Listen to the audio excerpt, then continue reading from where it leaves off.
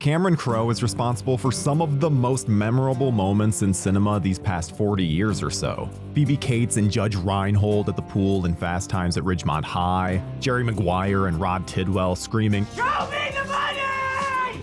Lloyd Dobler blasting Peter Gabriel in Say Anything. But before he won an Oscar or became friends with Tom Cruise and Steven Spielberg, Crowe lived an entirely different life as a precocious rock and roll journalist for Rolling Stone magazine. Barely ready for life outside of his house, the young writer abruptly found himself hanging out with rock gods and sexy groupies. He was privy to more hedonism than most of us can only dream of before he even turned the age of 18.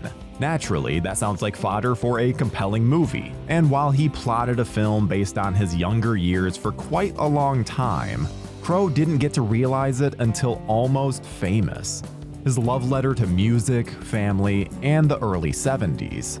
You probably know some of the details, but we're here to clue you in on what really happened to Almost Famous. How old are you? 17. Me too. Actually, I'm 16. Me too. Let's start with Cameron Crowe's avatar in the film, young William Miller. Played by Patrick Fugit, Miller is a music lover who dreams of hanging out with his favorite bands. Not only does music drive him, he's also a gifted writer. Eager to pursue a career in music journalism, Crowe would call Lester Bangs, the editor of a popular music mag called Cream, and pitch him stories while using a fake voice to cover for his young age. Is this the same William Miller?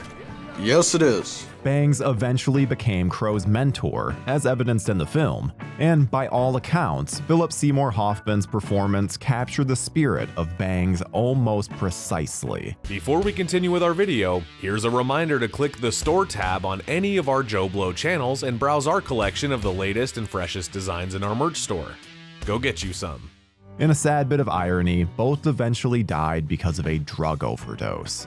Crowe eventually talked his way into reporting for Rolling Stone magazine, the publication similarly not realizing how young he was until much later. The magazine's senior editor, Ben Fong Torres, actually met Crowe in person at a concert for the first time, as opposed to over the phone as depicted in Almost Famous. But in both cases, he was not aware that Crowe was only 16. The bulky recorder that he carries throughout the film was an exact replica of the one that Crowe used when he was in his teens. Crowe would go on tour with some of the most popular rock bands of that era. There was indeed a group called Stillwater in the 70s, but the band in the movie is not based on them, although Crowe asked for their blessing in using their name and got to use it after paying them a little. The film Stillwater is an amalgamation of several different bands, notably the Allman Brothers, Lynyrd Skynyrd, and the Eagles. Their album cover even resembles those of the Allman Brothers. One major diversion from how it all really went down is the omission of Neil Preston, the photographer who accompanied Crowe during most of the tours. Preston was allegedly present for most, if not all, of the crazy events that Crowe experienced, but he's not in the film, with Crowe choosing to focus on the journalist character. Ironically, Preston was the still photographer on the set for Almost Famous, so there's clearly no bad blood there. The band's charismatic lead guitarist, Russell Hammond, played by Billy Crudup, is also an amalgamation of several real-life rock stars, including Gregg Allman, Glenn Frey of the Eagles, and Led Zeppelin's Jimmy Page. While on tour with the Allman Brothers, Crowe could never get Gregg Allman to sit down for an actual interview until the very last day, where Allman opened up and spilled his guts to the young writer, not unlike in the film.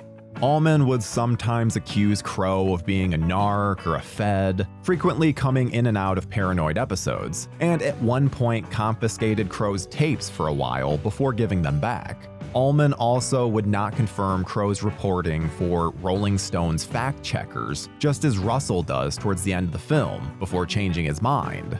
Meanwhile, Glenn Frey once asked Crowe to Just make us look cool. one of Russell's most memorable lines. Russell's famous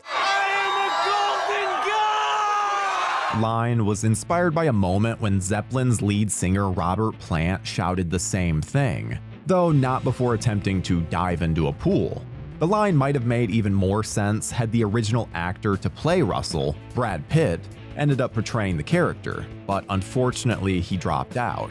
Kate Hudson's lovable groupie, although don't call her that, Penny Lane, is also a combination of several well-known 70s faces. One of them was Penny Trumbull, known then as Penny Lane, the founder of a group of rock-obsessed groupies known as the Flying Garter Girls, also loosely depicted in Almost Famous. Lane was so impressed with the final product that she wrote Crowe a letter saying, "If I die tomorrow, I'll know there's something out there that explains who I was." Not unlike with Pitt and the Russell character, Sarah Polley was supposed to play Penny, but had to exit the film due to scheduling issues. Hudson, who was originally playing William's sister, was then given the Penny role. Other infamous groupies who helped inspire Penny were Pamela Des Barres and Bebe Buell, Liv Tyler's mother. Bebe was paid small tribute to by Crowe when he named Stillwater's lead singer Jeff Bebe. Incidentally, Bebe was partially inspired by Bad Company lead singer Paul Rodgers. Record company executive Dennis Hope, played by Jimmy Fallon in his first feature film, is supposedly inspired by legendary music manager Irving Azoff, best known for his time with the Eagles. Fallon's beard and glasses closely resemble images of Azoff from the 70s. William's mother is naturally inspired by Crowe's real mother, who was none too thrilled with her son's preoccupation with rock and roll and was constantly paranoid that he'd be doing drugs, often calling him while he was on the road to make sure that he was staying safe. In the film, William's father has been dead for several years, but in reality, Crowe's father didn't die until 1989, right after Say Anything came out. Still, his death caused a strong ripple throughout the family, leading to a major rift between his mother and sister that was only repaired years later thanks to the release of Almost Famous.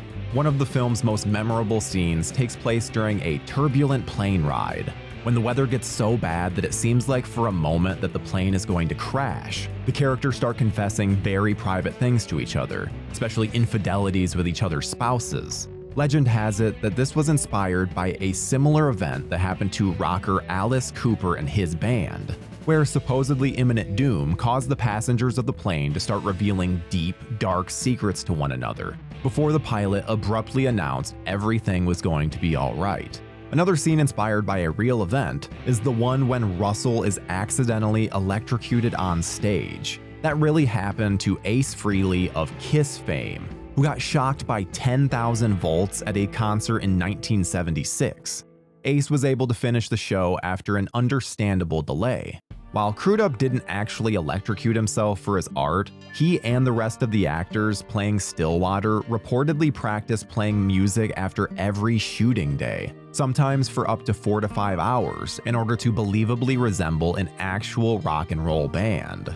Almost Famous won an Oscar for Best Original Screenplay, though obviously it just as easily could have been adapted. While not exactly a biopic, it's pretty clear Almost Famous was a very personal project for Cameron Crowe, who was able to take his time as a naive yet committed journalist and turn it into a funny, thoughtful, and moving look back in time. Think he'd agree, that's pretty rock and roll.